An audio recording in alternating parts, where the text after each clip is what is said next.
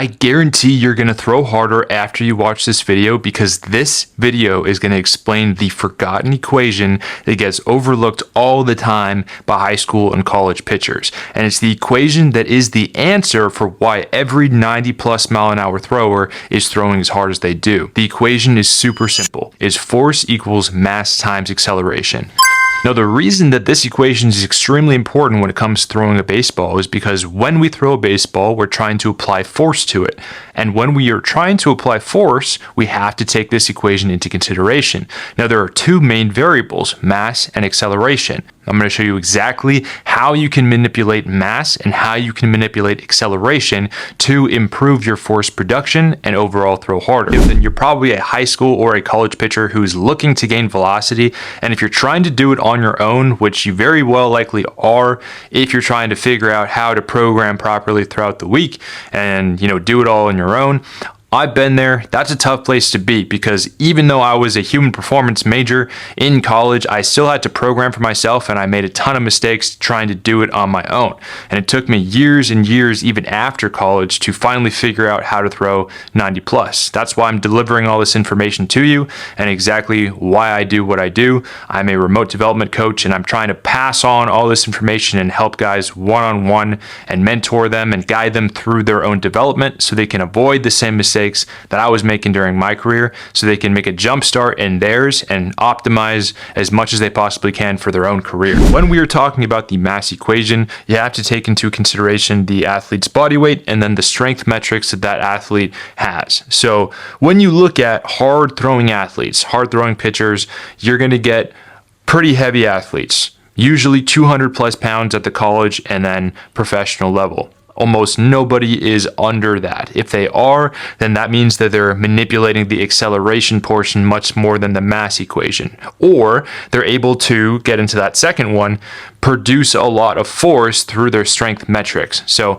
if you're not a heavy athlete, you're most likely a strong athlete. And you can absolutely be a strong athlete without being a heavy athlete. You can also be a super weak athlete and be a heavy athlete. You can get all sorts of different, athletes on the spectrum, essentially. But when we are talking about the mass equation, we want to increase lean mass, which is a variable that you can control through diet. And then we want to control the training aspects through training, which is another variable that you can control. So when it comes to this equation, this part of the equation, diet and exercise and how you train, how you eat have a massive part to play in this part of the equation. The other part is the acceleration. How fast can you move from A to B, essentially? So you can get a lot of athletes who are heavy and strong, but they do not have the acceleration portion. They do not have explosivity in their body. And that is, again, another thing that is trained. It is trained from how you actually produce force in the gym. So you can get a lot of slow moving, strong athletes, but if you're not taking into consideration the power component of your training, force production, rate of force development, and developing fast twitch type 2X muscle fibers in your body, then that is where you're going to be missing a major component of producing force. You have to consider both of them. So when you get lighter athletes who maybe aren't as heavy, like Yamamoto or Mookie Betts even, or Luke Weaver, like undersized guys who are below 200 pounds. They're not like tiny guys, but they're definitely not 200 like the mass is, pun intended there. They are 100% manipulating the acceleration portion more than the mass, right? Or they're able to move a ton of weight, and a lot of the times we don't know what their metrics are. We just see the ball fly out of their hands and we're like, how does that happen? A lot of the times they're probably way stronger than they look. And then also how quickly they can move their body. What's their actual structure of their muscle fibers? Are they type 2X guys? If they are, that is, again, a trainable thing. Genetically, that's going to be a factor, but for the most part, all of this is trainable. All of this is controllable factors that you can do and implement in your program. All right, so let's talk about actually implementing this in your training. So if you do not currently have a program that you're working off of and you're trying to develop a program for you to gain velocity, then listen up because I'm about to drop some game. Developing a program for gaining velocity, you have to take into consideration several factors, right? We are trying to gain lean mass. So how do you do that? You have to eat in a caloric surplus. Now, if you want to gain lean mass, then we want to do that very incrementally over time. So 300 to 500 calories over maintenance in a week is going to be a pretty standard metric right there to shoot for. We're also trying to shoot for your ideal or goal body weight in grams for protein daily. So if I weigh 220 pounds and I want to be 200 pounds, then I got to eat 200 grams of protein. If I'm 180 pounds and I want to be 200 pounds, then I want to be, again, eating 200 grams of protein. So it works both ways. Ultimately, we're trying to eat the goal body weight in protein. So if you're trying to gain lean mass, we want to be in a minimal surplus. So over time, we're going to be gaining like a pound or two a week. So if you're doing it properly and you're actually staying accountable on that, you should be gaining in the right direction.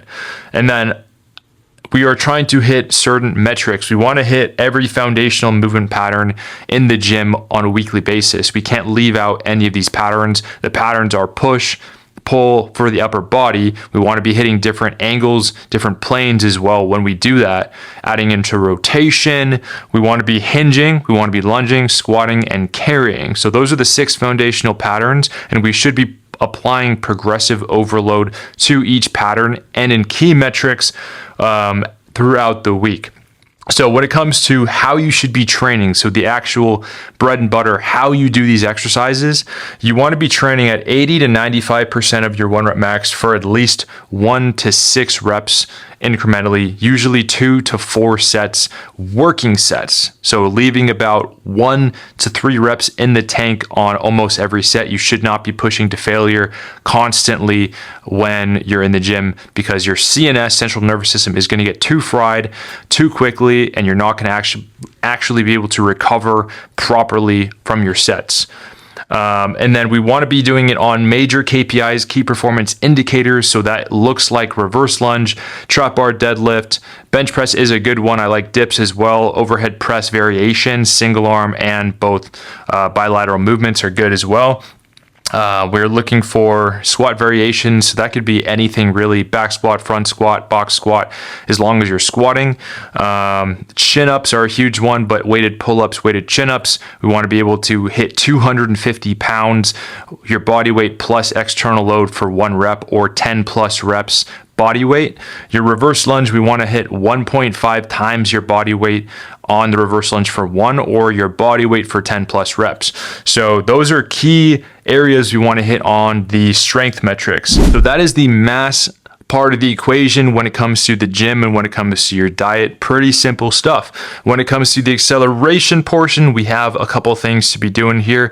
Rate of force development is what we're trying to improve on. How quickly can we produce force in a certain amount of time? Because that is how throwing a baseball is. We're trying to close the gap from being back here to ball release and how efficient we can be and how quick we can be in that motion.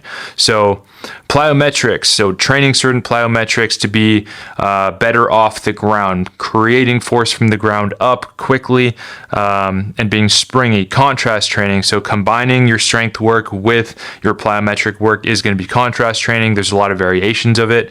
Isometrics, yielding isometrics, overcoming isometrics. There's a lot of different variations there that improve rate of force development.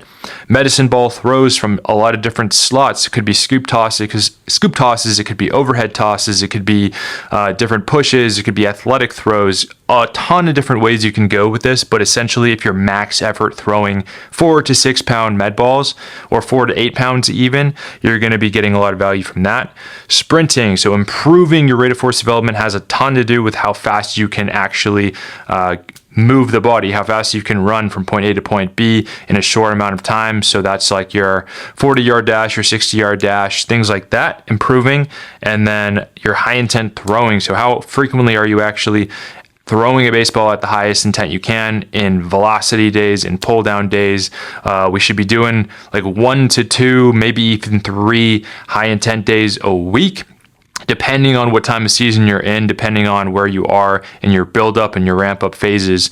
So that is how you build up your rate of force development. That's the acceleration portion. Now you have to have all of this stuff working for you in unison if you want to get the most out of the force equation. So we want to be manipulating both variables at a time, and we need to have a structured plan for that. So I hope all of this helps you develop a plan for your weekly throwing, training, eating. I hope it makes it all clear for you. I try to make it as simple as possible. If after watching this video, you still feel like you could benefit from having a guide and a mentor for your development process, and you want to get ultra clear on what it is that you need to do for your own development so you can break free from any plateaus and finally start seeing results like my athletes, then click the link in the description, answer some questions, and book a call with me. We'll talk about your situation, see if it's a good fit for you to work with me inside this program. If you are a good fit, then we can get started right away and get rolling on your development. Hope you got a ton of value out of this video. God bless you guys. Have a good one.